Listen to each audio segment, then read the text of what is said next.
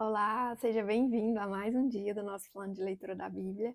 Hoje nós estamos no dia 127 e faremos a leitura dos capítulos 16, 17 e 18 do livro de 2 Crônicas. Então vamos lá, capítulo 16. Os últimos anos de Azar. No 36º ano do reinado de Azar, Baasá, rei de Israel, invadiu Judá e fortificou Ramá, para que ninguém pudesse entrar no território de Azar, rei de Judá, nem sair de lá. Então Azar ajuntou a prata e o ouro do tesouro do templo do Senhor e do seu próprio palácio e os enviou a Ben-Hadad, rei da Síria, que governava em Damasco, com uma mensagem que dizia: Façamos um tratado como fizeram meu pai e o teu. Estou te enviando prata e ouro. Agora rompe o tratado que tens com Baasá, rei de Israel, para que ele saia do meu país. Ben-Hadad aceitou a proposta do rei Azar e ordenou aos comandantes das suas forças que atacassem as cidades de Israel. Eles conquistaram Ijon, Dan, Abel-Maim e todas as cidades a armazéns de Naftali. Quando Baasá soube disso, abandonou a construção dos muros de Ramá. Então o rei Azar reuniu todos os homens de Judá e eles retiraram de Ramá as pedras e a madeira que Baasá estivera usando. Com esse material, Azar fortificou Geba e Mispa. Naquela época, o vidente Hanani foi dizer a Asa, rei de Judá: Por você ter pedido ajuda ao rei da Síria e não ao Senhor, ao seu Deus, o exército do rei da Síria escapou de suas mãos. Por acaso os etíopes e os líbios não eram um exército poderoso com uma grande multidão de carros e cavalos? Contudo, quando você pediu ao Senhor, ele os entregou em suas mãos. Pois os olhos do Senhor estão atentos sobre toda a terra para fortalecer aqueles que lhe dedicam totalmente o coração. Nisso você cometeu uma loucura. De agora em diante, terá que enfrentar guerras. Asa irritou-se contra o vidente por causa disso. Ficou tão indignado que mandou prendê-lo. Nessa época, Asa oprimiu brutalmente alguns do povo. Os demais acontecimentos do reinado de Asa, do início ao fim, estão escritos nos registros históricos dos reis de Judá e de Israel.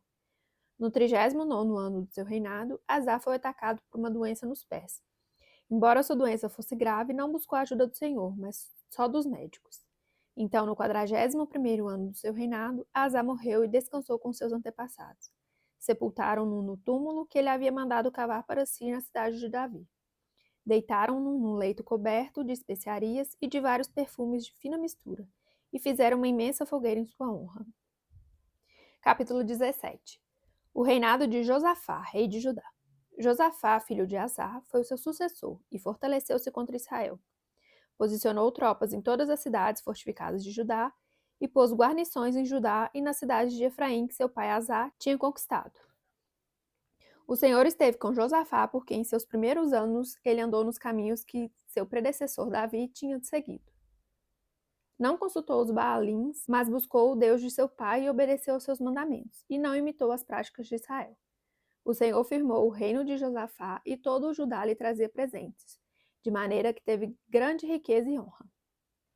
Ele seguiu corajosamente o caminho do Senhor. Além disso, retirou de Judá os altares idólatras e os postes sagrados. No 3º ano de seu reinado, ele enviou seus oficiais Ben-Haiu, Obadias, Zacarias, Natanael e Micaías para ensinarem nas cidades de Judá.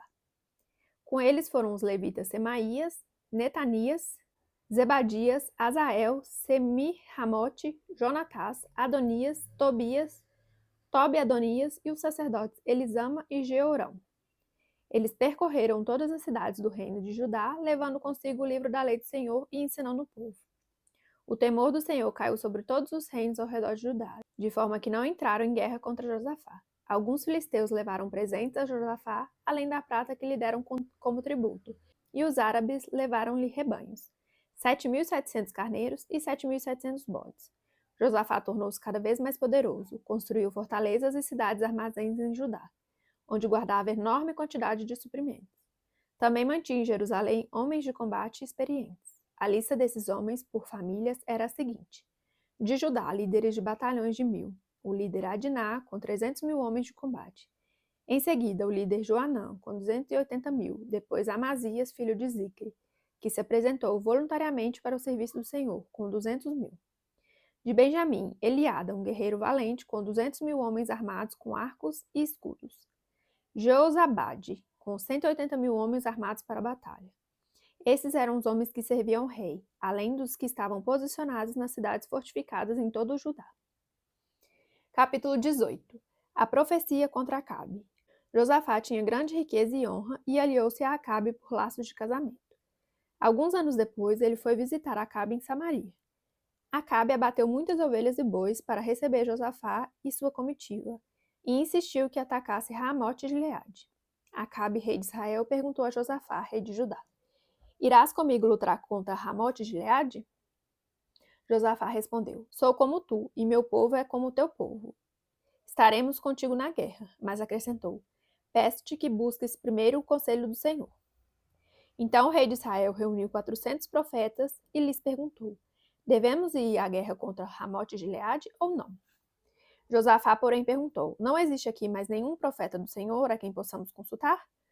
O rei de Israel respondeu a Josafá: Ainda há um homem por meio de quem podemos consultar o Senhor.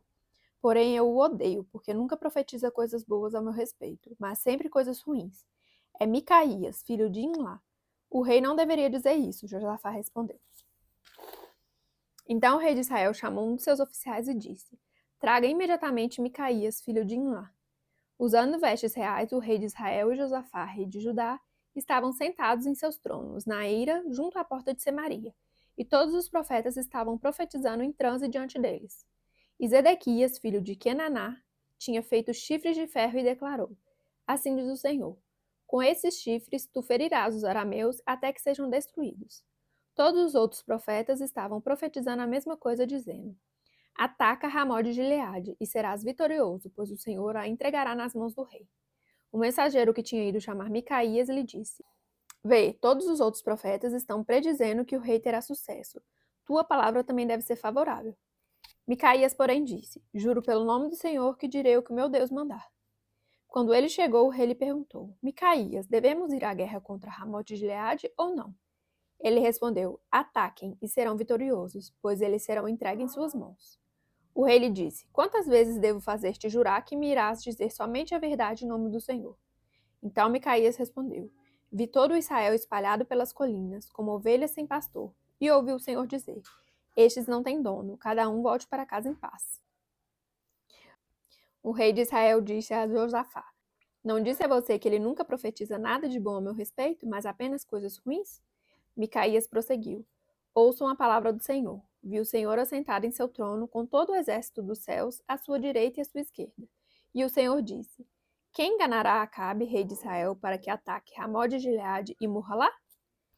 E um sugeria uma coisa, outro sugeria outra, até que finalmente um espírito colocou-se diante do Senhor e disse: Eu o enganarei. De que maneira? Perguntou o Senhor. Ele respondeu: Irei e serei um espírito mentiroso na boca de todos os profetas do rei. Disse o Senhor: Você conseguirá enganá-lo. Vá e engane-o. E o Senhor pôs um espírito mentiroso na boca desses teus profetas. O Senhor decretou a sua desgraça.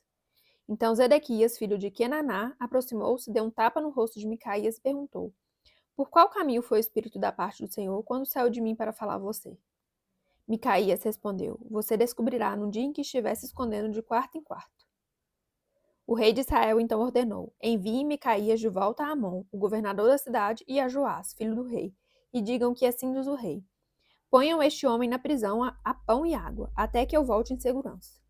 Micaías declarou: Se você de fato voltar em segurança, o Senhor não falou por meu intermédio. E acrescentou: Ouçam o que estou dizendo, todos vocês. A morte de Acabe. Então o rei de Israel e Josafá, rei de Judá, foram atacar Ramote de Gileade. E o rei de Israel disse a Josafá: Entrarei disfarçado em combate, mas tu usa as tuas vestes reais. O rei de Israel disfarçou-se e ambos foram para o combate. O rei da Síria havia ordenado aos seus chefes dos carros de guerra: Não lutem contra ninguém, seja soldado, seja oficial, senão contra o rei de Israel. Quando os chefes dos carros viram Josafá, pensaram: É o rei de Israel, e o cercaram para atacá-lo. Mas Josafá clamou e o Senhor o ajudou. Deus os afastou dele, pois quando os comandantes dos carros viram que não era o rei de Israel, deixaram de persegui-lo. De repente, um soldado disparou seu arco ao acaso e atingiu o rei de Israel entre os encaixes da sua armadura. Então o rei disse ao condutor do seu carro: Tire-me do combate. Fui ferido. A batalha foi violenta durante todo o dia, e assim o rei de Israel teve que enfrentar os arameus em pé no seu carro, até a tarde. E ao pôr do sol, ele morreu. Finalizamos mais um dia do nosso plano de leitura da Bíblia. Obrigada pela sua companhia. Fique com Deus e até amanhã. Tchau, tchau.